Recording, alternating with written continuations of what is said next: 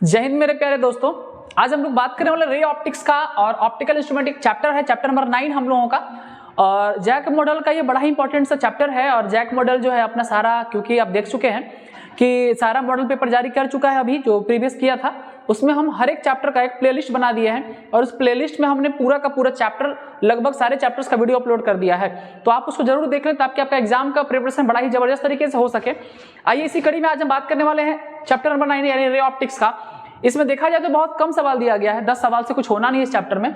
इसमें ऐसा कम से कम 40-50 कम से कम क्वेश्चन हम लोग करेंगे तो प्रैक्टिस हो पाएगा, लेकिन फिर भी हम 10 क्वेश्चन की बात कर लेते हैं, आइए डिस्कस करते हैं।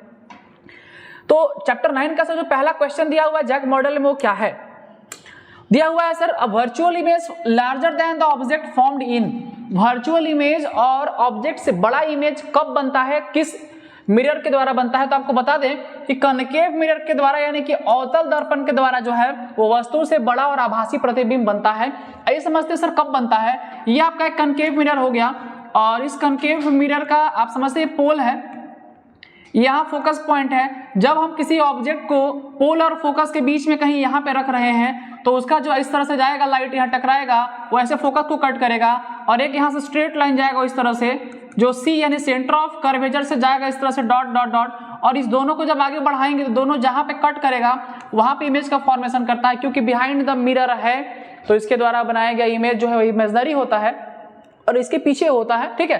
तो ये कनकेव मिरर केस में ऐसा होता है, वो भी कब होता है, जब ऑब्जेक्ट को हम फोकस पॉइंट और पोल के बीच में रखते हैं, तब जो है यह ऑब्जेक्ट का वर्चुअल इमेज बनाता है और ऑब्जेक्ट से बड़ा इमेज बनाता है। इस बात को याद रखिएगा, ठीक है। देख लीजिए कैसे मैंने आपको पूरा केस भी समझा दिया है। क्वेश्चन नंबर 2 क्या कह रहा है सर, आइए समझते हैं क्वेश्चन नंबर 2 क्या कह रहा है हम लोगों का। ज्यादा ही बड़ा हो गया सर, थोड़ा छोटा किया जाए। हाँ देखिए कह रहा है, a ray of light bends when it passes from one medium to another. The bending of ray, बहुत आसान क्वेश्चन है सर।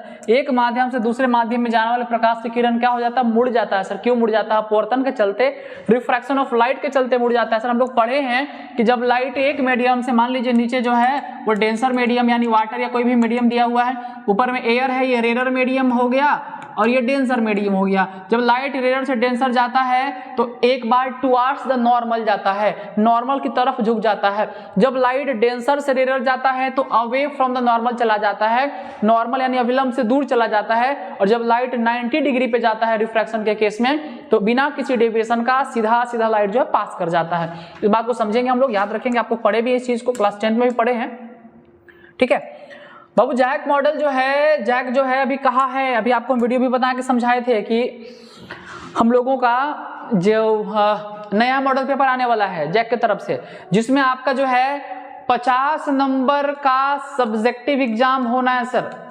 50 मार्क्स का सब्जेक्टिव है और 30 मार्क्स का ऑब्जेक्टिव है। ऑब्जेक्टिव हम लोग ध्यान तो दे ही रहे हैं, लेकिन सब्जेक्टिव भी बड़ा इंपॉर्टेंट हम लोगों के लिए। आपको ये लगता होगा सर ऑब्जेक्टिव हम कहां से करें, तो ऑब्जेक्टिव देखिए अगर एक अप्रोक्स समझा जाए तो जैक जो है अपने पूरे मॉडल में 1 से लेकर 14 चैप्टर में अप्रोक्स 250 क्वेश्चन एमसीक्यू के तौर पे हम लोगों को दिया है प्रैक्टिस करने के लिए। तो हम ये मान के चल सकते हैं कि इसी 250 क्वेश्चन में से हमारा 30 क्वेश्चन हो सकता है, 2 4 5 इधर उधर होगा।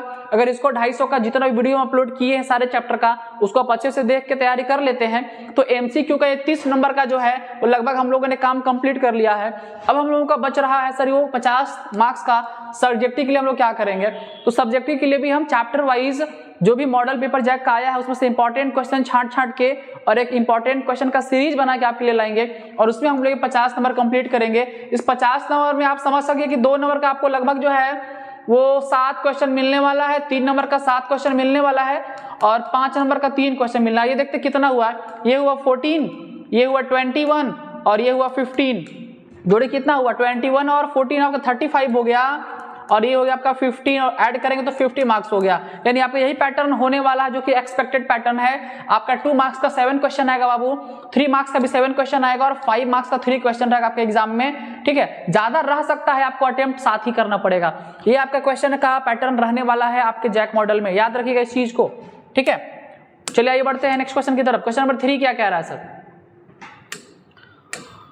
The refractive index of water n, किसके लिए, वाटर के लिए कितना दिया हुआ है 4/3। एन किसके लिए, रिफ्रैक्टिव इंडेक्स ग्लास के लिए जी कितना दिया हुआ है 3/2। सर एन या म्यू दोनों से दिखा सकते हैं ना, टेंशन नहीं लेना। रिलेटिव रिफ्रैक्टिव इंडेक्स किसका, water to glass, water to glass बोले तो NW/NG, वाटर से ग्लास का रेशियो रिफ्रैक्टिव इंडेक्स निकालना, रिलेशन कैसे कैसे, तो वाटर यानी 4/3 सर, बटा ग्लास यानी कितना 3/2। सॉल्व कर दीजिए इसको सर, 4/3 इंटू 2 चला जाएगा पलट के ऊपर बाई 3 और 4 2 जा 8 और 3 3 जा 9, 8/9 इसका आंसर हो जाएगा ऑप्शन नंबर डी 8/9। देखिए कैसे, बहुत आसान है ये, ठीक है। देख लिया, हम लोग आगे बढ़ते हैं ना। क्वेश्चन 4 कह रहा है कि जब एक उत्तल लेंस जिसका ना अपवर्तनांक 1.5 है यानी कि n का वैल्यू 1.5 है, फोकस दूरी f है यानी f तो f ही है, उसको ना पानी में डुबाया जाता है जिसका रिफ्रैक्टिव इंडेक्स दिया हुआ है यानी कि इसको n1 इसको n2 आप मान सकते हैं, कितना है 4/3। तो बताइए इसका फोकस दूरी में क्या बदलाव होगा यानी कि इसका फोकल लेंथ में क्या चेंज होगा। सर इसको जब हम लेंस मेकर फॉर्मूला में बैठाएंगे जो कि फॉर्मूला है 1/f = n-1 और यहाँ से इसको हम कंपेयर करेंगे तो आप देख सकते हैं यहाँ से जो इसका फोकल लेंथ का जो वैल्यू मिलेगा हम लोगों को वो बिकम्स ग्रेटर देन f यानी कि f से बड़ा होगा, यानी इसका जो मान होगा वो क्या होगा f से बड़ा हो जाता है जब इसको हम यहाँ पे कंपेयर करके और उस लेंस के थ्रू रिफ्रैक्टिव इंडेक्स जिसका 1.5 था उसको कहाँ डुबा रहे हैं, इमर्ज कर रहे हैं किस चीज में, वाटर में। जो वाटर में इमर्ज कर रहे हैं तो उसका फोकल लेंथ जो है वो बढ़ जाएगा, ठीक है, इसको लोग ध्यान में रखेंगे।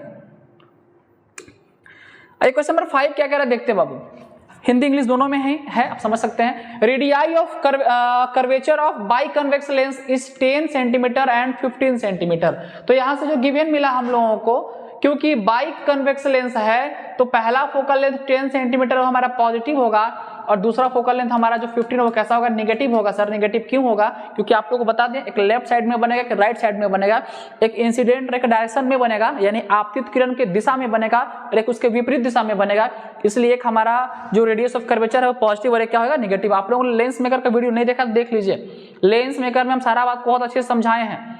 और क्या कह रहा है सर कि रिफ्रैक्टिव इंडेक्स दिया हुआ है, सर एन का वैल्यू दिया हुआ है क्वेश्चन में कितना सर 1.5, तो बताइए इसका फोकल लेंथ क्या होगा सर, f = क्या होगा, फोकस दूरी क्या होगा। बहुत आसान फॉर्मूला बैठाएंगे यहाँ, ये देखते हैं लेंस मेकर का फॉर्मूला कहता है 1/f = सर n-1 ब्रैकेट में 1/r1 - 1/r2, इसी पे पुट करेंगे ना हमारा आंसर आ जाएगा। आइए आपको करके ही दिखा देता हूं मैं, न्यूमेरिकल है क्योंकि ये n-1 n का वैल्यू सर 1.5 -1 और 1/r1 का वैल्यू हो गया सर 10 और ये माइनस है ना और ये भी साइन माइनस है तो माइनस में वैल्यू प्लस हो जाएगा, प्लस कितना 1/15। प्लस कैसे हुआ समझिए, ये माइनस फॉर्मूला का, एक फॉर्मूला का माइनस है और एक माइनस इसके वैल्यू का है, यहाँ लिखेंगे माइनस माइनस हो जाएगा प्लस। तो 1/f = सर 1.5 में 1 सब्ट्रैक्ट करिएगा तो 0.5 तो बचबे करेगा, इधर एलसीएम लीजिएगा इसका तो 30 आएगा। 10 के पहाड़ा में 30 3 बार में आने वाला है सर और 15 के पहाड़ा में 2 बार में आने वाला है सर, तो आपको मिलने वाला सर 1/f = 0.5 तो बाहर ही रहेगा सर। 3 + 2 हो जाएगा 5/30, सर डेसिमल हटाएंगे 0 बैठेगा, 5 से सर 60 टाइम्स में और 5 से 12 टाइम्स में यानी 1/f = 1/12 पलट देंगे तो f = कितना 12 सेंटीमीटर। देख लीजिए सर बहुत आसान है, कैसे सॉल्व किया गया, सिर्फ और सिर्फ लेंस मेकर फॉर्मूला में पुट कर दिया गया और हमारा आंसर आ गया, ठीक है। कैलकुलेट करिएगा, जोड़ घटाव सबको ही आता है, आंसर हमारा आ जाएगा। अब हम बात करते हैं क्वेश्चन नंबर 6 का। क्वेश्चन नंबर 6 क्या कह रहा है, आइए क्वेश्चन नंबर 6 की तरफ बढ़ते हैं। The image formed by simple microscope, ये कोई न्यूमेरिकल या कोई सवाल नहीं है। सिंपल माइक्रोस्कोप जो है जो हम लोग देखते हैं यूज करते हैं, जो इंस्ट्रूमेंट बॉक्स वगैरह में भी आता है, सिंपल माइक्रोस्कोप ही है जो ऑब्जेक्ट का इनलार्ज मतलब ऑब्जेक्ट का जो है इमेज बड़ा करके हम लोग को दिखाता है, लेकिन एक्चुअली बड़ा इमेज तो होता नहीं है वो, इसलिए इमेजनरी इमेज बनाता है और सीधा बनाता है, इरेक्ट बनाता है, यानी कि काल्पनिक व सीधा इमेज का फॉर्मेशन करता है आपका जो है सिंपल माइक्रोस्कोप। नेक्स्ट कह रहा है the focal length of the objective को हम लोग FO से दिखाते हैं एंड द आईपीस का फोकल लेंथ को हम लोग FE से दिखाते हैं और मैग्नीफाइंग पावर MP बराबर कहता है FO/FE, ये हमारा फॉर्मूला है मैग्नीफाइंग पावर का। अब यहाँ क्योंकि बड़ा F और छोटा F से दिखाए हैं तो यहाँ पे FO की जगह हो जाएगा बड़ा F और FE की जगह छोटा F यानी F/F, ये इसका आंसर हो जाएगा जब हम इसका निकालेंगे मैग्नीफाइंग पावर, ठीक है। FO/FE यानी ऑब्जेक्टिव और आईपीस का। अभिदृश्यक नेत्रिका पढ़े हैं आप लोग, हिंदी मीडियम वाले बाबू लोग। आगे sir When the length of the tube of the compound microscope is increased, जब हम लोग सर उसका लेंथ बढ़ा देते हैं ना कंपाउंड माइक्रोस्कोप का, तो उसका मैग्नीफाइंग पावर भी बढ़ जाता है। जब हम उसके लेंथ को बढ़ा देते हैं कंपाउंड माइक्रोस्कोप का, जब उसके लंबाई को बढ़ा दिया जाता है सर, तो उसका आवर्धन क्षमता जो होता है वो भी बढ़ जाता है सर, इंक्रीज कर जाता है टेलीस्कोप का, सॉरी कंपाउंड माइक्रोस्कोप का लेंथ से, लंबाई बढ़ाने से। With increase in wavelength, wavelength बढ़ाएंगे तो रिफ्रैक्टिव इंडेक्स घटेगा सर। वेवलेंथ बढ़ाने से रिफ्रैक्टिव इंडेक्स अपवर्तनांक का मान क्या होता है, घटता है। हम लोग पढ़े हैं वायलेट का बहुत वेवलेंथ कम होता है सर, और रेड कलर का वेवलेंथ बहुत ज्यादा होता है सर। हम लोग बहुत दूर से भी रेड लाइट को देख पाते हैं, इसलिए सिग्नल डेंजर सिग्नल कलर लाल इसलिए होता है उसकी वेवलेंथ के चलते।